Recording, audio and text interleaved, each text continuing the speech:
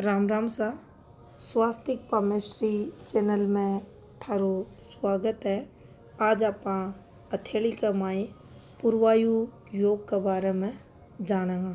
तो देखो क्यों है पुरवायु योग, और पुरवायु योग अगर हथेली में है तो जातक ने इसे के बेनिफिट मिले।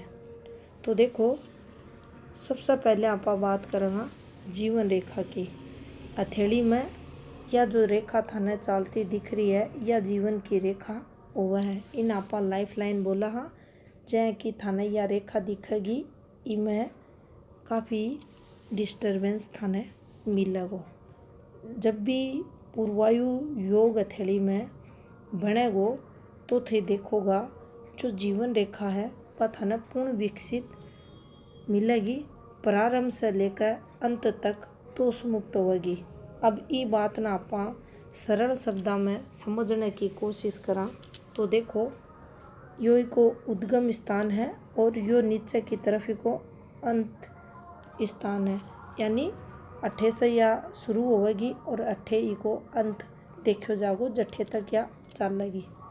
अब देखो पूर्ण रूप से विकसित हो, विकसित को मतलब हुआ ना या गहरी हुआ ना या पतली हुआ, ना ये रेखा पर कोई भी दाग धब्बा हुआ, इस पर कोई नेगेटिव साइन नहीं होना चाहिए। विकसित होने को मतलब हुआ पूर्ण रूप से या संतुलित है, घुमाव लेती चल रही है और इस पर कोई भी डिस्टर्बेंस को नहीं आ रहा, और या बिल्कुल दोष मुक्त हुआ है। इस पर कोई कट क्रॉस को स्टार को निशान नहीं बनेड़ो दिखना चाहिए और ना ही सही है कि रेखा भी गिरती हुई होनी चाहिए।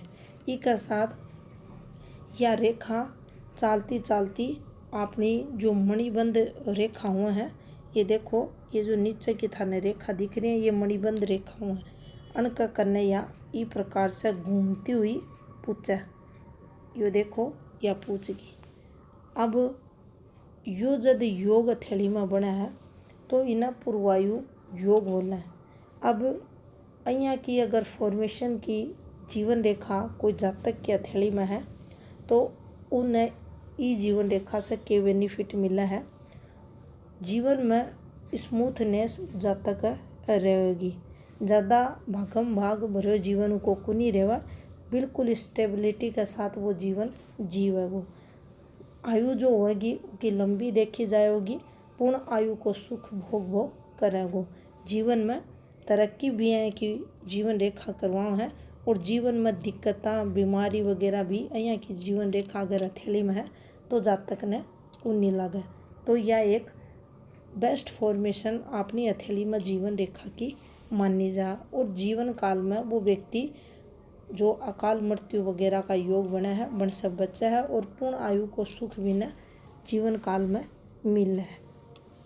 इसके अलावा भी कुछ अन्य संकेत बताया गया है, अगर उनके बारे में भी आप थोड़ा सो समझा तो देखो हथेली में अपना जो ग्रह पर्वत हुए हैं वे चोखा हुए हैं, जिनके अंदर आप ग्रह पर्वता ने ले सका।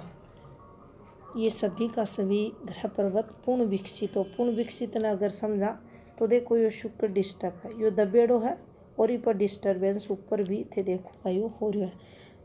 इस प्रकार से उभरा हुआ अगर ग्रह पर्वत हैं, यो चंद्र भी डिस्टर्ब है, लेकिन कहने को मतलब है स्वयं स्थान पर उभरेडो पर्वत पॉजिटिविटी लावे है और वो विकसित मानो जा।